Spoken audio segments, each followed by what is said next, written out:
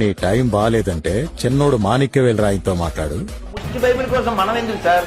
తెలుగు వాళ్ళం, మన హిందువులం సార్, మనం అల్లూరు వారసులం సార్, మనం ఎందుకు సార్ కొట్టుకోవడం? సార్ బొగడా బైబిల్లో మీ అమ్మా నాన్న పేరు లేకపోయినా నాకు ఫోన్ చేసి చెప్పండి. నీ టైం మరీ బాగాలేదంటే ఆడన్న ముత్తువేలు రాయితో మాట్లాడు.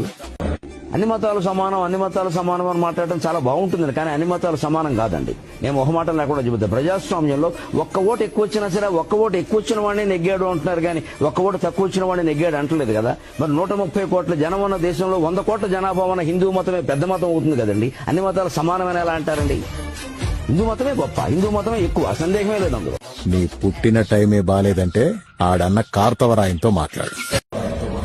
అందుకే నిజానికి దీనికి హిందూ మతము కాదు దీని పేరు. ఎక్కడ ఎప్పుడు ఎవరు వాడినా అది పొరపాటు. దీని పేరు హిందూ మతము కానే కాదు, సనాతన ధర్మము. సనాతనము అంటే ఎప్పుడు ప్రారంభమో ఎవ్వరికీ తెలియనిది.